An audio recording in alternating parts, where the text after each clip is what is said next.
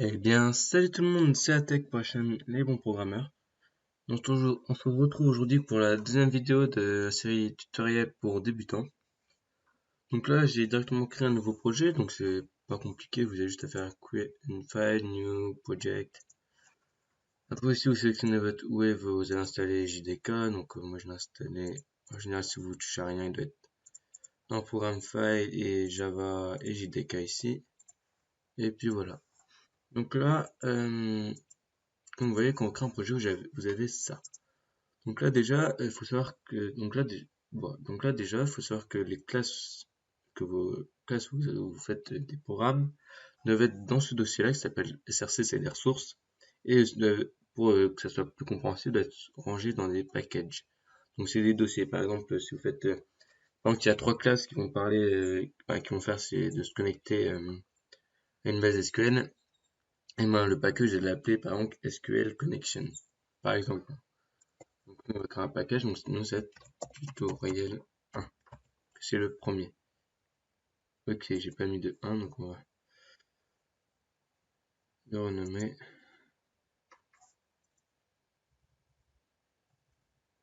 Hop, voilà. Donc après on va créer une nouvelle classe, une nouvelle Java class. On va appeler main. On va enlever ça. Donc là, quand vous avez fait votre...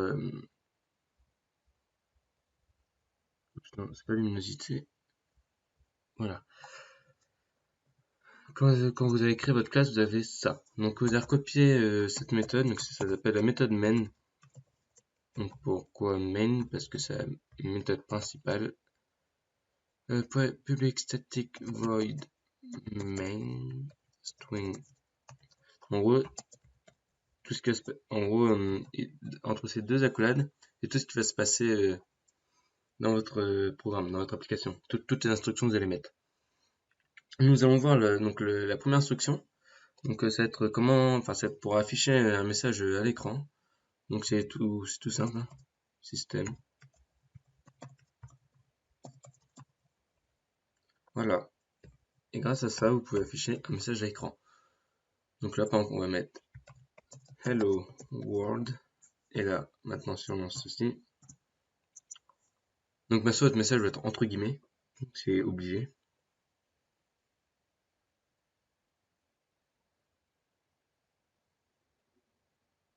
Donc là, comme vous voyez, Hello World. Donc voilà. Donc aussi point, dans la différence entre point et point.ln, c'est seulement que point il va pas te faire de retour à la ligne au prochain message écran. Donc par exemple, si on en met un deuxième,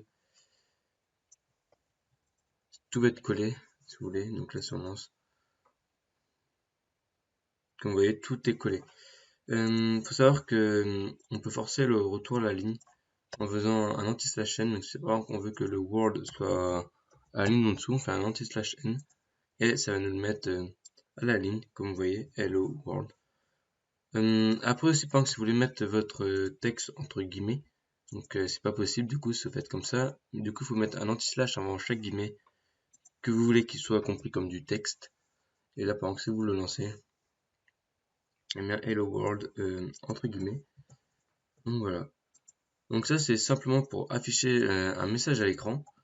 Maintenant, on va voir encore quelques petites choses et puis ce sera tout pour aujourd'hui. Donc, on va voir les commentaires. Donc, les commentaires, si vous voulez, ce n'est pas pris en compte lors de la compilation. Il y a seulement le programmeur qui peut les voir en fait. Et ça sert juste, enfin, ça sert à vous aider à vous repérer dans votre code source. Dans le sens que si par exemple vous avez fait un très long code source, une très grosse application et tout, que par exemple, après vous n'y touchez pas pendant plus d'un mois et que vous voulez d'un coup y retoucher, enfin modifier des choses, et ben vous allez être perdu en fait. Vous allez plus trop comprendre pour à quoi sert cette méthode et tout. Donc une méthode, je reviendrai sur ce thème plus tard, mais voilà. Donc il y a deux types de commentaires. Donc il y a les commentaires courts qui sont juste sur une ligne. Donc c'est pour dire un commentaire, pour faire un commentaire court. Excusez-moi. On fait deux slash. Là par exemple on va mettre message, ce message. On va mettre on affiche hello world par le flux de